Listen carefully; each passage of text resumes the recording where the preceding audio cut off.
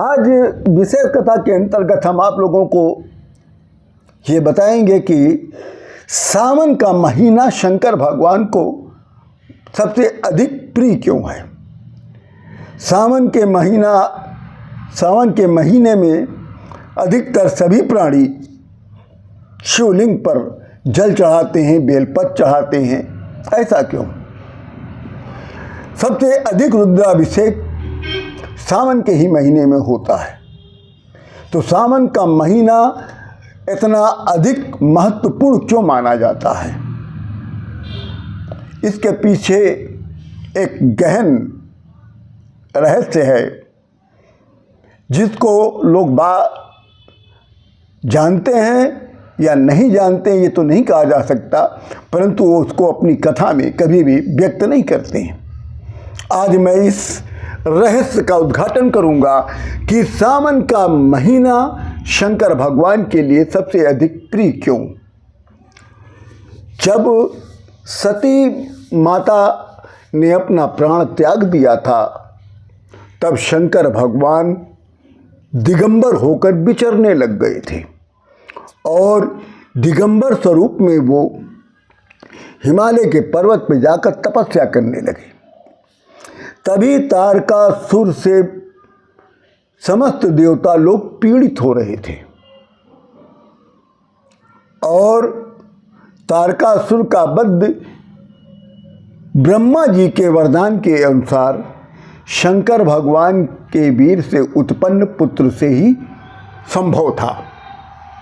इस कारण समस्त देवताओं ने, इंद्र सहित देवताओं ने कामदेव का प्रयोग किया कि कामदेव यदि शंकर भगवान की तपस्या में विघ्न डाल देगा और शंकर भगवान तपस्या से मन हटाकर और पार्वती देवी पर मोहित होकर उनसे विवाह कर लेंगे तो पुत्र उत्पन्न हो जाएगा, तो तारकासुर का वध हो जाएगा, जिससे समस्त देवगण सुखी हो जाएंगे। बस इसी उद्देश्य से समस्त देवताओं ने कामदेव को शंकर भगवान के पास भेज दिया। उधर शंकर भगवान की तपस्या में विघ्न पड़ने से पहले ही शंकर भगवान के ललाट के मध्य नेत्र ने अर्थात तीसरे नेत्र से एक ज्वाला निकलती है जिसमें कामदेव भस्म हो जाता है। परंतु वो जो अग्नि निकलता है त्रिनेत्र से उसको दवाग्नि कहते हैं, जो वहीं पे समाप्त नहीं हुई। कामदेव को भस्म करने के बाद वो अग्नि समाप्त नहीं होती, वो आगे बढ़ती चली जा रही थी और जहाँ जहाँ जा रही थी वो पूरा विनाश करते हुए जा रही थी। ऐसा लग रहा था कहीं प्रलय न हो जाए, पूरा ब्रह्मांड समाप्त न हो जाए। तब समस्त देवता लोग ब्रह्मा जी की शरण में गए तो ब्रह्मा जी ने इसका एक उपाय देखा कि ये केवल सागर के, समुद्र के गर्भ में ही सुरक्षित रह सकता है, ये समाप्त तो नहीं होगा।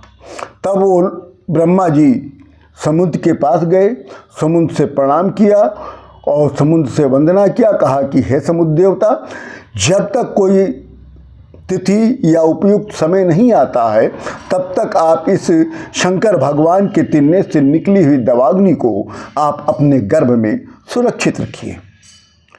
तब समुद्र ने उस दवाग्नि को अपने गर्भ में सुरक्षित रख लिया। एक समय आया कि अगर उस अग्नि को निकाला नहीं गया तो पूरा समुद्र विषैला हो जाएगा, सभी जीव जंतु समाप्त हो जाएंगे। ऐसी स्थिति में उसको कैसे निकाला जाए, तब समुद्र मंथन की बात आ गई। जब समुद्र मंथन हुआ तो सबसे पहले वही दवाग्नि विष बन के निकला और उसी को शंकर भगवान ने पहले ग्रहण किया और ग्रहण करते ही उन्होंने उसको अपने कंठ में रोक लिया, उधर में जाने नहीं दिया। इसका भी एक रहस्य है। उधर चूंकि उनका जो शंकर भगवान का जो उदर है, उनका जो पेट है वो पूरा ब्रह्मांड है, यदि वो निकल लेते तो पूरा ब्रह्मांड स्वतः समाप्त हो जाता। इसलिए उन्होंने अपने कंठ में रोक कर वो नीलकंठ कहलाए। इसीलिए सावन का महीना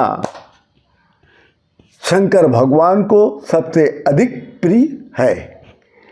इसी के साथ हम आप सभी लोगों को राम राम करते हैं।